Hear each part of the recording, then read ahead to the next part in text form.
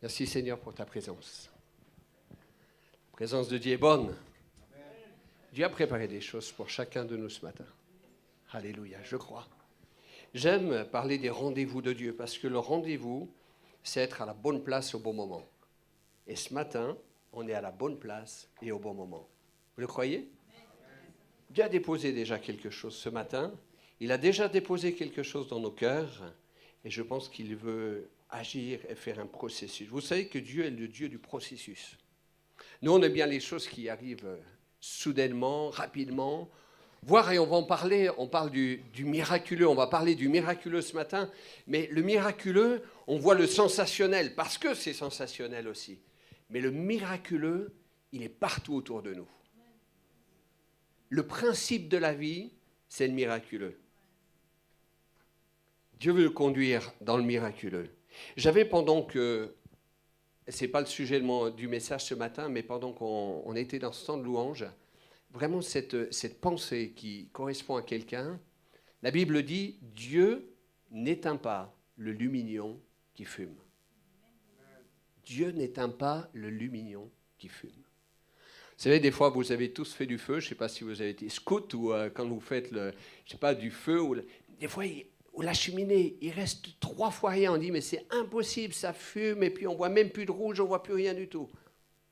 Et qu'est-ce que fait? On met le gros ventilateur, et puis, non, on souffle tout doucement. Et tout à coup, ce qui était imperceptible, comme lumignon, ça fumait, ça reprend la vie. Et je crois que cette parole est pour quelqu'un ce matin. Dieu n'éteint pas le lumignon qui fume. Même si pour toi, il reste 3 fois rien, même si tu penses être complètement éteint, Dieu veut ce matin souffler tout doucement sur ta vie pour reprendre vie. Pour reprendre la vie, et la vie en abondance, c'est ce que Dieu veut nous donner. Stéphane a passé le message pour demander le titre de ce matin. Alors, il y en avait plusieurs. Alors, je vais marquer l'inventaire. L'inventaire, voilà. C'est ce que c'est un inventaire. Voilà. L'inventaire, parce que j'ai cette pensée, cette parole de Dieu dans la Bible, et on va regarder bien sûr le contexte, où Dieu dit, qu'as-tu à la maison? Qu'as-tu à la maison? Alors on va voir dans quel contexte Dieu a donné ces paroles, mais cette parole doit être vivante ce matin pour nous, et Dieu nous dit ce matin, on va faire un inventaire. Alors on ne va pas tout déballer, mais on va réfléchir, on va se laisser conduire par le Seigneur, et le Seigneur nous dit, qu'as-tu à la maison? Dieu veut faire ce matin un miracle. Dieu veut nous entraîner dans la vie miraculeuse. Alors je voudrais vous demander quelque chose, si c'est possible. Vous prenez le bouton dans votre esprit et vous mettez sur off votre raisonnement et sur on votre foi. Si vous laissez sur on le raisonnement, vous n'allez rien comprendre, vous n'allez rien saisir et encore moins, vous n'allez rien vivre. Parce que la foi, c'est la dimension où on laisse de côté notre raisonnement, où on ne trouve plus d'explication rationnelle sur ce que Dieu va faire, et pourtant, il le fait et c'est réel. Si on essaie de raisonner, si on essaie d'analyser, si on essaie de placer notre compréhension sur le raisonnement de ce que Dieu peut faire et trouver une explication rationnelle, on passe à côté de ce que le Seigneur veut pour nous. La vie chrétienne, la foi en Jésus, la vie en Christ, la vie éternelle et la vie de miracle n'est une vie que par la foi. La Bible dit, le juste vivra par la foi. Il n'y a pas de solution. Est-ce à dire qu'il faut zapper l'intelligence, on n'a pas le droit d'être chrétien et intelligent? Non. Mais par contre, je répète, le raisonnement est une entrave à la foi simple et à la foi véritable. C'est pour ça que Dieu dit, si vous ne devenez comme des enfants, vous ne pouvez pas voir le royaume de Dieu. Vous ne pouvez pas le toucher, vous ne pouvez pas l'expérimenter. L'enfant ne s'appuie pas sur son raisonnement, sur son savoir, sur sa connaissance, sur ses acquis. L'enfant est intelligent, mais il s'appuie simplement sur les promesses qu'on lui donne.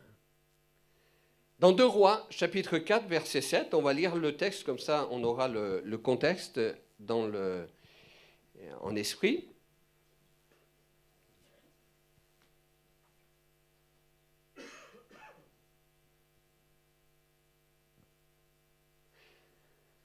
Une femme d'entre les femmes des fils des prophètes cria à Élisée en disant « Ton serviteur, mon mari, est mort, et tu sais que ton serviteur craignait l'Éternel. Or, le créancier est venu pour prendre mes 2 enfants et en faire des esclaves. » Élisée lui dit « Que puis-je faire pour toi? Dis-moi, qu'as-tu à la maison ?» Voilà cette fameuse question. L'homme de Dieu va dire à cette femme « Qu'as-tu à la maison ?» Elle répondit « Ta servante n'a rien du tout à la maison. » Point. Heureusement qu'elle ne s'est pas arrêtée là. Hein. J'ai plus rien. Je n'ai rien du tout à la maison. Ah, sauf qu'un vase d'huile. Elle dit, va demander. J'ai perdu ma ligne. Va demander au dehors des vases chez tous tes voisins, des vases vides, et n'en demande pas un petit nombre. Quand tu seras rentré, tu fermeras la porte sur toi et sur tes enfants, tu verseras dans tous ces vases et tu mettras de côté ceux qui seront pleins. Alors elle le quitta, elle ferma la porte sur elle et sur ses enfants et lui présentait les vases. Elle versait. Lorsque les vases furent pleins, elle dit à son fils, « Présente-moi encore un vase. » Mais il lui répondit, « Il n'y a plus de vase. » Et l'huile s'arrêta. Elle alla le rapporter à l'homme de Dieu et il dit, « Va vendre l'huile et paie ta dette, et tu vivras, toi et tes fils, de ce qui restera. » Amen. Une belle histoire ou une histoire qu'on veut s'approprier? Une histoire historique, lointaine, ou une histoire où on dit, Seigneur, je veux te prendre au mot ce matin. Et je veux regarder ce que j'ai à la maison. Je veux faire cet inventaire. Avec quoi, Seigneur, tu veux me bénir? Regardons ce qu'on a à la maison. L'homme de Dieu lui a demandé 2 choses seulement. Que puis-je faire pour toi? Et qu'as-tu à la maison? Une prise de conscience. Le miracle, la vie miraculeuse ne commence que par une prise de conscience. Toujours par un constat, par un état des lieux. Elle va voir chez elle, qu'as-tu chez toi? Bien souvent, lorsqu'on est dans des périodes de crise, des situations difficiles, on ne se focalise plus sur ce qu'on n'a pas que sur ce qu'on a. Sur le manque. Ah Seigneur, si j'avais ceci, si j'avais cela, il me manque ceci, il me manque cela, il nous manque tellement de choses. Ou alors on regarde et on fait l'inventaire de ce qui est inutile. On a plein de choses, il y a plein de manques. Ou alors, on fait l'inventaire mais dans la maison des autres. Dieu dit, regarde dans ta maison ce que tu as. Parce qu'on compare avec les autres. On dit, oui, mais lui, il a ça, lui, il a ceci, eux, ils ont ceci, eux, ils ont cela. Mais Dieu nous a tout donné et nous a donné les ingrédients nécessaires et utiles pour que nous puissions vivre chacun le miracle. Il y a tout, nous avons tout reçu, même si c'est peu. A priori, cette femme, lorsqu'elle a fait l'inventaire, elle dit, mais je n'ai plus rien. Il me manque tout. Et puis tout à coup, elle s'est dit, ah si, il me reste quand même un peu d'huile. Elle s'est dit, qu'est-ce que je vais faire de cette huile? Elle n'avait plus de ressources, elle n'avait plus rien, elle était dans la désolation avec ses enfants, plus de moyens, mais elle se rend compte qu'il lui reste quand même un peu d'huile. L'inventaire de ce que nous avons, Dieu nous a donné des choses. Dieu nous a laissé son onction. Dieu nous a laissé dans le cœur, la Bible dit, chaque être humain. Dans le cœur de chacun, il y a la pensée de l'éternité. Les gens qui disent, mais moi je ne crois pas en Dieu, je ne suis pas, moi les choses là, ça ne m'intéresse pas. Peut-être ça n'intéresse pas, mais dans tous les cas, Dieu nous a créés dans notre conscience, dans notre cœur, avec la pensée de l'éternité. Il y a un peu d'huile dans notre vie. Il y a un peu d'huile dans notre maison.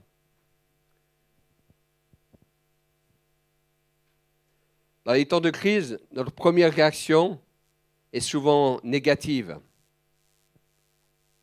Sur les situations, il y a toujours 2 regards sur les situations. Toujours, au moins de regard. Sur chaque situation, sur chaque événement que l'on regarde, que l'on vit, que l'on constate. Connaissez l'histoire des 2 vendeurs de chaussures qui sont envoyés en Afrique? Connaissez, non?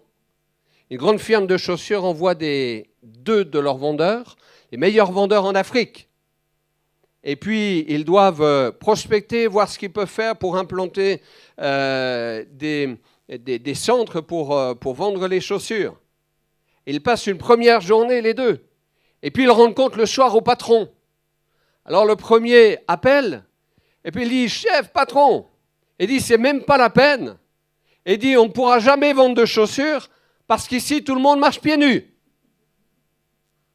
Et le deuxième appelle le patron, il dit, patron, formidable, on pourra vendre plein de chaussures parce qu'ici, tout le monde marche pieds nus. On a toujours 2 regards sur les situations. Toujours. Quel regard vous choisissez? De vous lamenter? Le pessimisme? Les choses négatives? Le regard sur ce qui ne va pas? Le regard sur ce qu'on n'a pas? Ou le regard sur ce que Dieu nous a donné? Même si c'est peu, même si c'est un tout petit peu d'huile. Mais Dieu veut le fructifier, ça va être le départ du miracle. Le regard sur les événements va déterminer aussi ce que nous allons vivre. Notre manière de regarder dépendra de la suite des événements. Quel inventaire nous faisons de notre vie? Dieu ne nous demande pas d'être des optimistes rêveurs. La foi, ce n'est pas un optimisme rêveur. Disons, oui, tout va bien. Au milieu de la difficulté, mais je n'ai pas de problème. Au milieu de la maladie, mais tout va bien, je ne suis pas malade, tout va bien. La foi n'est pas un optimisme rêveur.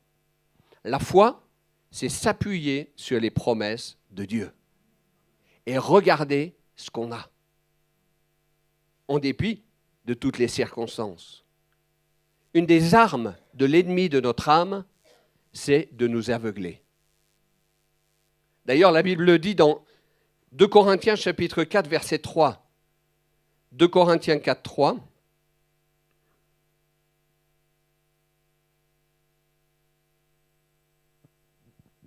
Si notre évangile est encore voilé, il est voilé pour ceux qui périssent, pour les incrédules, dont le Dieu de ce siècle a aveuglé l'intelligence, afin qu'ils ne voient pas briller la splendeur de l'évangile, de la gloire de Christ, qui est l'image de Dieu. Ça veut dire que la gloire de Dieu, elle nous entoure. La vie de Dieu, le miraculeux de Dieu nous entoure. Mais par incrédulité, l'ennemi de notre âme qui veut nous faire mourir, nous aveugle et aveugle notre intelligence pour nous empêcher de voir la gloire de Dieu. C'est donc bien une dimension spirituelle que nous devons adopter pour dire « Seigneur, je veux regarder le miraculeux. Au-delà de ce que je vois avec mes yeux, je veux comprendre que la gloire, elle est peut-être cachée à mes yeux, mais elle est là. La gloire de Dieu est présente. La vie de Dieu, le miraculeux de Dieu est présent. » Savoir voir les prémices du miracle. Cette femme découvre qu'elle a de l'huile. Il lui en reste peu, mais il lui en reste quand même. C'est de l'huile, et tout le symbole que ça représente. On en parlera peut-être tout à l'heure. Et puis alors, l'homme de Dieu lui dit, va chercher des vases chez tes voisins, des vases vides, et n'en demande pas un petit nombre. Aller chercher des vases et non de l'huile. C'est surprenant. Parce que nous, on dirait, mais il faut aller chercher de l'huile. Sans cesse de l'huile. Il faut aller chercher de l'huile. Et l'huile, c'est l'image, entre autres, de la présence de Dieu. Et beaucoup de gens vont aller chercher peut-être dans des temps d'onction, des temps de bénédiction, des temps de grâce. Et c'est une bonne chose d'aller où Dieu agit et d'aller chercher les miracles. Mais ce que Dieu dit, remarquez, c'est important parce que c'est la clé aussi, peut-être ce matin, pour comprendre comment entrer dans le miracle de Dieu. Dieu ne dit pas, l'homme de Dieu ne dit pas, va chercher de l'huile, mais il dit, va chercher des vases. Il aurait pu dire, écoute, tu vas avec tes enfants, tu vas inspirer la pitié auprès de tes voisins, et puis chacun va te donner un petit peu d'huile. Chacun va avoir pitié de ta situation. Tu es veuve, tu n'as plus de ressources. Alors tu vas aller voir et puis avec les vases, avec un petit peu d'huile, un petit peu par-ci, un petit peu par-là, tu vas bien remplir et puis tu vas vendre l'huile et puis là tu vas payer tes dettes. C'est peut-être la logique humaine. Mais l'homme de Dieu dit, tu vas chercher des vases vides. Parce que il y avait un plan, un programme. Ce peu d'huile que tu es appelé à le déverser. À le déverser. Et tu vas être toi-même l'acteur du miracle. Ce que tu as, Dieu va l'utiliser et c'est toi qui vas entrer dans le miraculeux. Je disais tout à l'heure que le miraculeux, souvent on le voit comme le sensationnel. Lorsque Jésus était sur la terre, les hommes sont venus, dont un gars qui lui a dit « Fais un miracle pour que je croie en toi. » Excusez-moi de le dire comme ça, mais Jésus ne fait pas des miracles pour épater la galerie. Jésus ne fait pas des miracles pour montrer qu'il est puissant. Dieu ne fait pas des miracles pour le sensationnel et pour assouvir notre besoin, notre idée, notre envie de voir de grandes choses. Dieu fait des miracles par nos vies et à travers nos vies pour manifester sa gloire. Combien de gens ont été témoins dans les évangiles, mais aussi dans la vie depuis que Jésus est venu sur la terre, combien d'hommes et de femmes ont été témoins des miracles de Dieu, mais n'ont pas cru pour autant. Parce que le miracle dans nos vies démarre par notre engagement dans la foi et non pas par quelque chose d'exceptionnel que nous allons voir. On peut vous montrer sur Facebook ou ailleurs, sur YouTube je veux dire, et Facebook aussi, toutes les informations de ce qui se fait, les miracles de Dieu, les témoignages. Et pourtant, les gens ne croient pas pour autant. Parce que la démarche, c'est d'engager notre foi. Plus encore, d'engager notre personne, d'engager notre vie, et c'est à travers notre vie que Dieu fait le miracle. Vous me suivez? On continue? Prêt à vous engager? Alléluia! Allez chercher des vases et non de l'huile pour chercher à se déverser. Et n'en demande pas un petit nombre. Le nombre, on va le voir tout de suite, le nombre de vases est directement proportionnel à la longueur et à la grandeur de la bénédiction et du miracle. Ne pas fixer de limite à la bénédiction de Dieu. Si cette femme était allée chercher 3 vases, elle aurait eu la bénédiction de 3 vases. Si elle est allée chercher 15 vases, elle avait la bénédiction de la valeur de 15 vases. Si elle était allée chercher 50, elle aurait eu la bénédiction de valeur de 50. Il y a un homme dans la Bible, le roi Joas.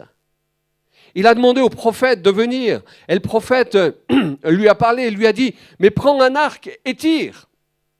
Tire des flèches. Et puis cet homme a pris les flèches et puis a tiré 3 fois. Et l'homme de Dieu s'est mis en colère parce qu'il a vu qu'il n'y avait pas la foi, il n'y avait pas la passion. Il lui a dit, mais tu as 3 victoires parce que tu as tiré 3 flèches. Mais si tu en avais tiré plus, tu aurais plus de victoires. C'est nous qui limitons Dieu. C'est nous qui allons déterminer jusqu'où nous voulons que Dieu nous bénisse. Ah, c'est pour ça que j'ai dit, il faut que le raisonnement il soit sur off. Hein. C'est la foi. C'est la dimension de foi, se laisser aller. Ah Seigneur, je veux une grande bénédiction ou je veux juste que tu me bénisses juste pour le petit problème que j'ai actuellement. Non, le Seigneur veut nous bénir dans tous les domaines de notre vie. Vous n'accomplirez pas de grandes choses si vous ne tentez pas de grandes choses. Vous n'accomplirez pas de grandes choses si vous ne tentez pas de grandes choses. Tommy Barnett, qui est le fondateur de Dream Center à Los Angeles, cherchez. Est-ce que vous connaissez, vous avez entendu parler? Un homme de Dieu qui a ouvert un centre pour les démunis. Il a accueilli des milliers, voire des dizaines de milliers de personnes. Et il disait, dans la vie spirituelle, nous devons entreprendre de si grandes choses pour Dieu que s'il ne nous aide pas, nous nous retrouvions par terre. C'est seulement dans cette mesure qu'il recevra le mérite de ce qu'il a accompli. Réaliser cela nous rendra humblement conscients que sans ces bénédictions, nous sommes totalement impuissants. George Muller, qui est le fondateur des orphelinats de Bristol, un homme de Dieu, un homme de foi. Vous lisez ce livre, un homme qui n'avait rien. Et puis Dieu l'a béni parce qu'il s'est engagé. Il a accueilli des milliers d'enfants. À un moment donné, je me souviens de cette anecdote, peut-être ceux qui ont lu le livre connaissent. Il n'avait plus rien, il vivait au jour le jour. Et puis, à un moment donné, il n'y avait plus de lait pour le petit déjeuner.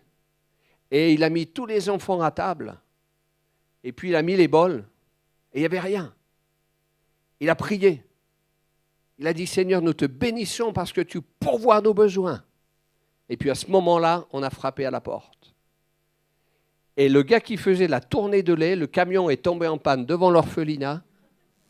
Et il dit, mais écoutez, le lait va être perdu. Je ne sais pas quoi en faire. Est-ce que ça vous intéresse?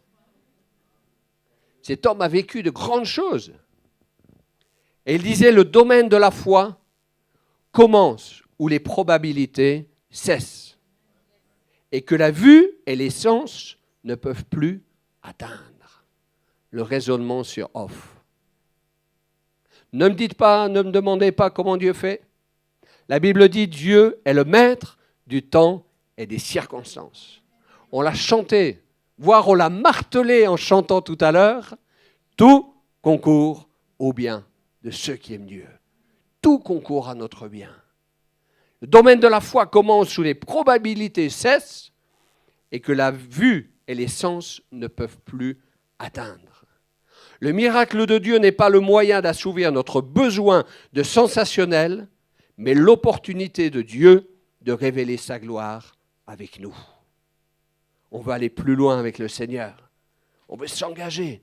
Robert Farelli, un homme de Dieu, a dit « La foi dans l'action crée la personnalité qui se libère des conformismes paralysants et des servitudes et inerties collectives. » Je répète, ça va? Un peu compliqué? Non.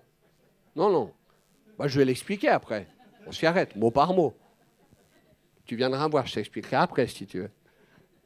La foi dans l'action crée la personnalité. Pourquoi j'ai pris cette citation? Parce que je disais que le miracle n'est pas quelque chose d'extérieur que nous attendons, mais le miracle doit être quelque chose qui bouleverse notre personnalité, notre foi. Bien sûr, c'est facile d'attendre l'opus operatum. Vous savez ce que c'est que l'opus operatum? C'est dans la doctrine, je ne fais pas de polémique, mais je le dis parce que c'est comme ça, dans la doctrine catholique, où il y a l'agissement par lui-même d'un sacrement. Le sacrement est un opus operatum, c'est-à-dire c'est un geste, c'est quelque chose qui agit par lui-même. Mais dans toute la Bible, vous voyez que le geste n'agit pas par lui-même, que le miracle s'accomplit lorsque l'être humain, la foi, la personnalité est changée, transformée. Et lorsque Dieu rencontre par Jésus sur la terre des hommes et des femmes, c'est pour bouleverser leur vie. Ce n'est pas seulement pour les guérir physiquement. C'est parce que Dieu veut changer ta vie, ta personnalité, ton caractère, ton tempérament. Vivre avec Dieu, à l'image de Dieu, ce qu'il a prévu pour toi. La foi dans l'action, dont va créer la personnalité qui se libère des conformismes paralysants. Se conformer, c'est paralysant. Ça nous anesthésie. On se conforme au siècle présent. Ça se fait pas, c'est la mode, c'est pas la mode. Mais Dieu nous libère de ces choses-là, qui nous paralysent, ainsi que des servitudes et des inerties collectives. Tout ça pour dire que la vie chrétienne sans la foi, c'est de la religiosité. C'est de l'inertie collective. C'est de l'endormissement. C'est de l'opium du peuple. Mais la foi, c'est autre chose. La vie avec Dieu, c'est pas ça. C'est pas une étiquette. C'est pas un titre qu'on nous a donné quand on nous a mis 3 gouttes d'eau sur la tête. C'est pas ça la foi. C'est notre vie changée. transformés par la puissance de Dieu, notre personnalité. Dieu veut l'engagement de nous-mêmes. Quelqu'un a dit aussi, à la banque de Dieu, une vie est un capital à revenus inépuisables. Quand on met nos biens à la banque, ça ne sert pas à grand-chose.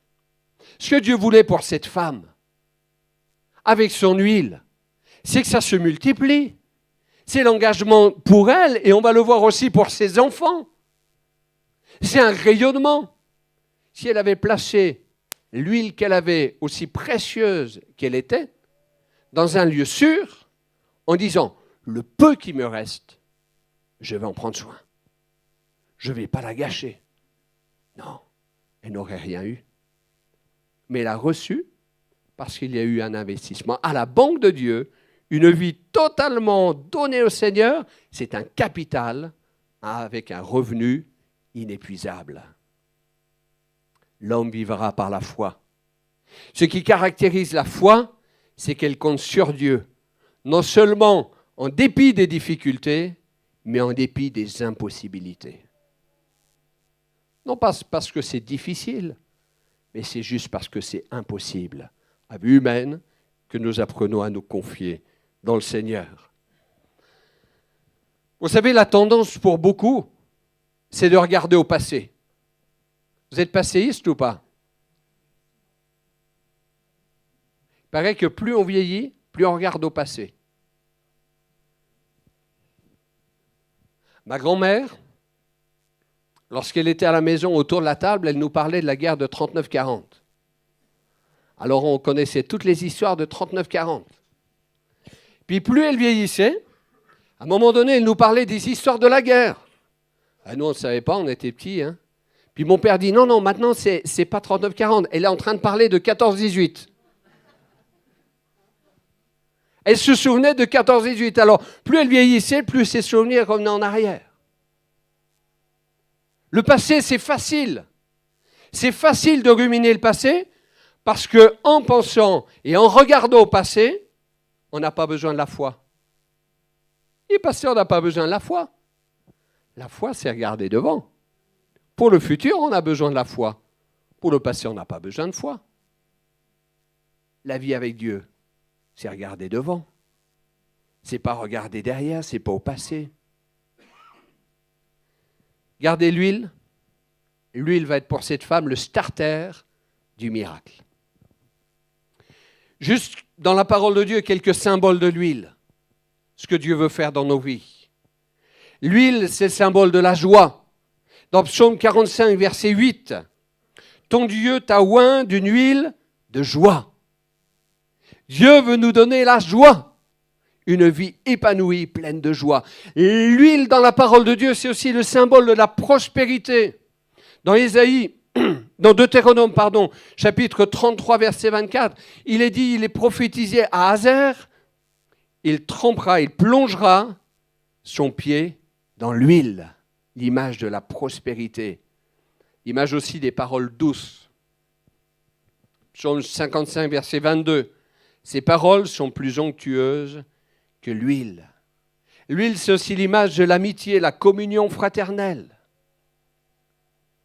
Psaume 133, verset 1er, c'est comme l'huile précieuse répandue sur la tête. L'huile, c'est aussi l'image de la force que Dieu donne. Psaume 92, verset 11, tu me donnes la force du buffle, je suis arrosé avec une huile fraîche. Tout ce que le Seigneur veut nous donner. L'huile aussi est devenue une huile d'onction, le symbole du choix de Dieu, le symbole de sa marque et le symbole de son approbation. Dieu veut nous marquer par son huile. Il y a un terme dans la parole de Dieu, l'onction. L'onction vient du mot huile. Et lorsque, comme ce matin, nous sommes dans la présence de Dieu, il y a aussi une touche qu'on appelle une touche d'onction.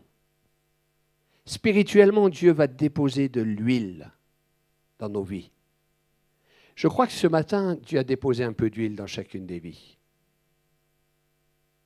Et en repartant, on peut dire, qu'est-ce que j'ai à la maison? Qu'est-ce que le Seigneur m'a donné? Qu'est-ce que je retiens de ce matin? Je retiens une bonne ambiance. Je retiens des gens sympathiques. Je retiens que c'était trop fort, pas assez fort. Je retiens que ceci, cela. Ou je retiens que Dieu m'a touché. Je crois que Dieu a déposé quelque chose dans ma vie. Qu'est-ce que j'en fais? Est-ce que c'est une matinée de plus? Est-ce que c'était un moment sympa? Ou est-ce que c'est le starter de la bénédiction pour ma vie? Est-ce qu'en repartant, cette huile que j'ai reçue, cette onction, cette touche de la présence de Dieu, je l'utilise, je la mets à profit, je prends ma foi, je me dispose à placer cela devant Dieu. Et puis, c'est Dieu qui va multiplier et c'est Dieu qui va agir. Ce matin peut être le moment d'un démarrage, d'un starter, d'un commencement, d'un changement de vie, d'une nouvelle vie avec le Seigneur. Qu'est-ce qu'on fait? Qu'as-tu à la maison? Qu'as-tu dans ta vie? Qu'as-tu reçu?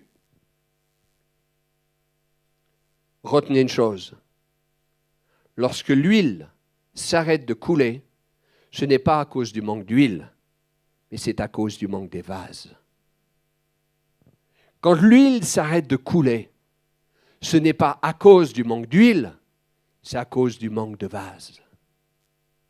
Quand la bénédiction de Dieu s'arrête, ce n'est pas à cause des provisions de Dieu. Ce n'est pas parce qu'il y a un manque de provisions dans le ciel. Ce n'est pas que Dieu est à court de bénédiction. C'est parce qu'il ne trouve plus la foi dans nos vies pour donner et pour libérer sa bénédiction. L'huile ne s'arrêtera jamais de couler.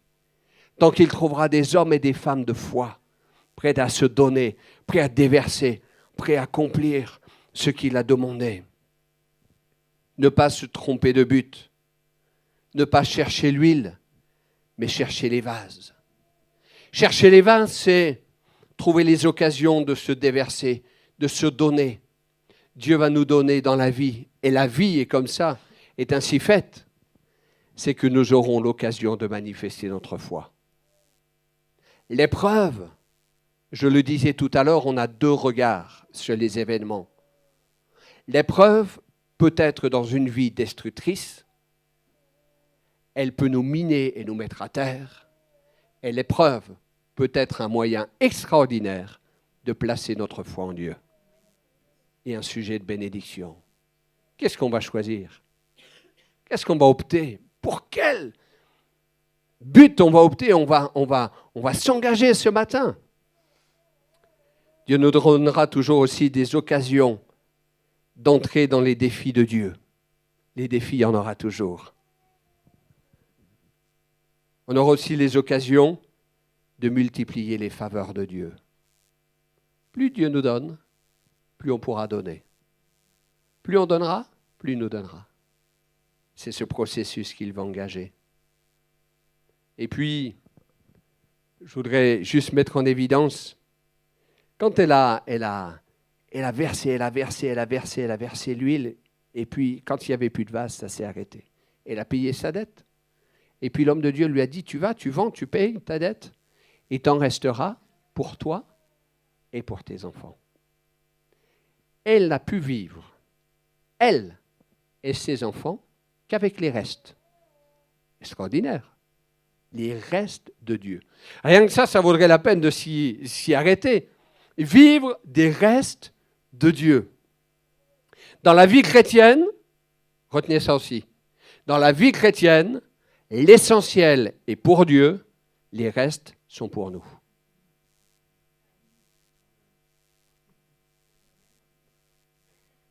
Souvent on fait l'inverse. Et l'essentiel pour moi l'essentiel, je veux tout. Et puis éventuellement les restes pour Dieu. Personne ne vit comme ça aujourd'hui, hein? Les restes pour Dieu, quand il y a un enterrement, quand il y a un mariage ou quand il y a un événement, ou non, les restes pour Dieu. La foi, c'est extraordinaire. La Bible nous montre que Dieu reçoit l'essentiel et que pour nous, nous avons les restes.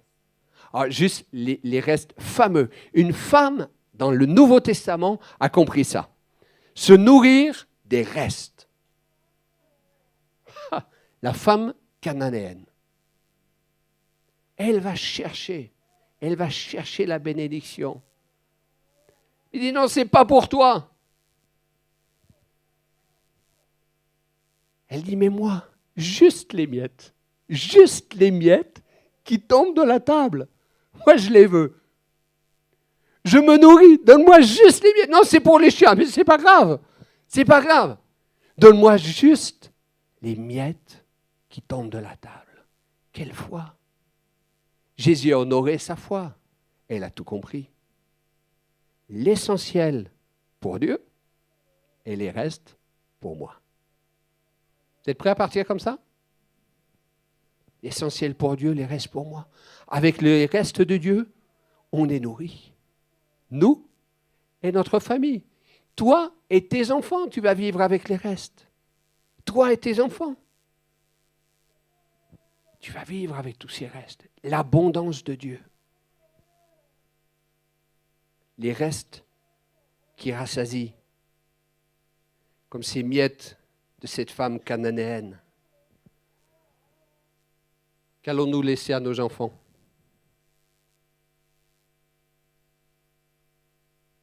Qu'allons-nous laisser aux autres derrière nous?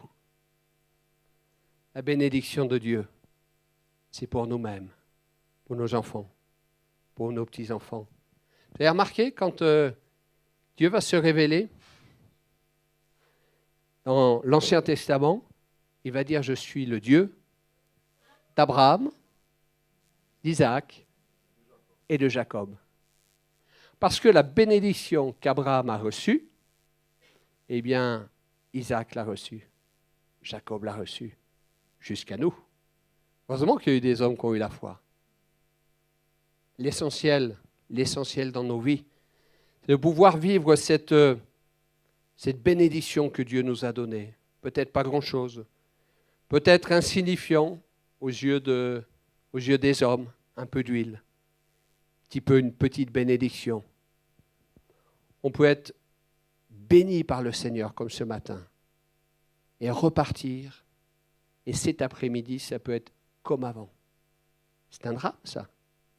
Combien de fois le Seigneur veut nous toucher, veut nous bénir, et puis nous, on n'en tient pas compte. On repart comme si rien n'était. Est-ce qu'on peut se lever ensemble à prier, Seigneur? Je voudrais faire quelque chose. Comprenez que ce n'est pas un acte magique. C'est juste une démarche de foi. Peut-être le groupe de louanges peut venir. Il y a un peu d'huile là. La Bible dit, et souvent on le fait, on prie, et on appelle l'onction d'huile. C'est le symbole, ce n'est pas une huile magique, ce n'est pas comme l'eau bénite. Non, c'est une huile toute simple. Mais c'est le symbole, c'est la marque, c'est dire, Seigneur, on s'appuie sur tes promesses.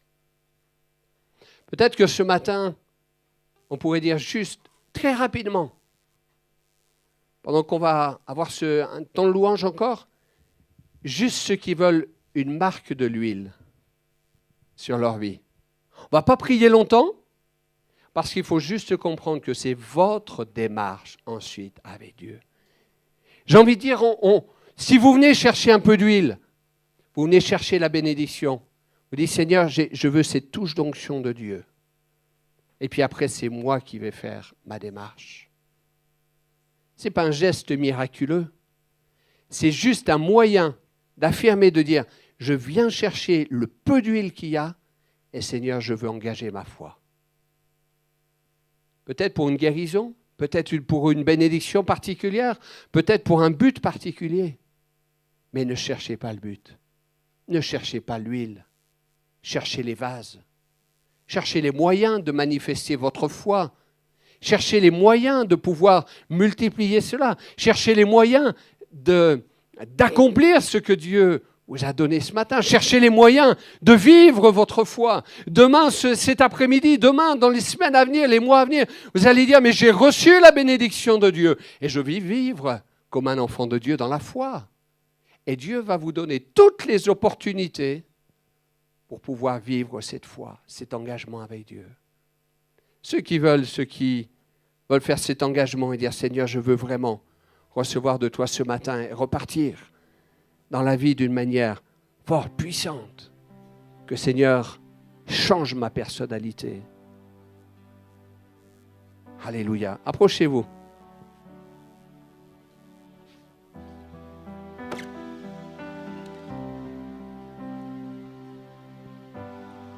Alléluia. Alléluia. Point d'engagement avec le Seigneur. Point d'engagement aussi. Peut-être que certains disent, mais alors là, c'est la première fois que j'entends ça. Moi, je suis en dehors des choses de Dieu. Ben, Dieu est en train de vous dire, mais il veut donner un sens à votre vie. Peut-être jamais vous n'avez eu l'occasion de demander pardon pour vos péchés et de dire, Seigneur, ma vie sans toi a été peut-être inutile jusqu'à maintenant. Ma vie sans toi, Seigneur, n'a pas de sens. Alors ce matin, je veux donner cette occasion à Dieu de me bénir. Seigneur, je veux recevoir de toi ce matin. Alléluia.